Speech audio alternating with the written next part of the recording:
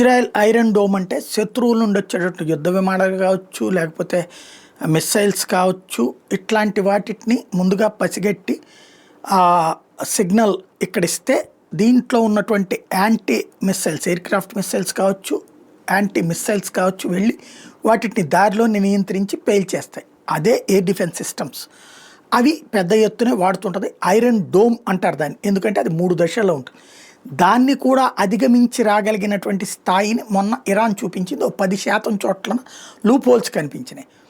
అదే సందర్భంలో ఈ ఐరన్ డోమ్ కారణంగా వాడుతున్నటువంటిది, వాళ్ళు డ్రోన్లు వాడితే ఆ డ్రోన్లను ఇంటర్సెప్ట్ చేయడం కూడా వీళ్ళు పెద్ద ఖర్చే పెట్టాల్సి వస్తుంది.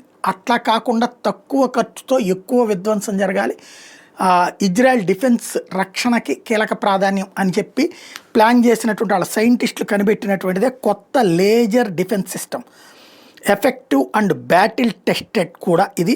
తాజాగా అక్కడ ఉన్నటువంటి వాళ్ళ లెక్క వచ్చేటప్పటికి అతి తక్కువకి అయిపోతుంది. ఇప్పుడు డోమ్ ద్వారా ఇంటర్సెప్ట్ చేస్తే ఒక్కొక్క దానికి మిస్సైల్కి $60,000 పడుతుందట. అదే ఇది వచ్చేటప్పటికి $2 పడుతుందట ఓన్లీ. దీని నుంచి వెళ్ళేటటువంటి హీట్ చాలట, అంటే జస్ట్ కరిగిచ్చేస్తుంది. ఆ మధ్యన మొన్న అమెరికా వాడు ఎవడో చెప్పాడు, చైనా వాడు మన మీద కరిగించి ఆయుధాలు ప్రిపేర్ చేశాడని. వాడు ఏం పీకలేదు, కానీ లేజర్కి సంబంధించి మనం ఆల్రెడీ ఒకదాన్ని పేల్చి చూపించాం. ఇప్పుడు అట్లాంటి లేజర్ ఎక్విప్మెంట్ అన్నది ఇజ్రాయెల్ వాడుతోంది అన్నటువంటి విషయాన్ని తాజాగా తేల్చి చెప్తున్నారు.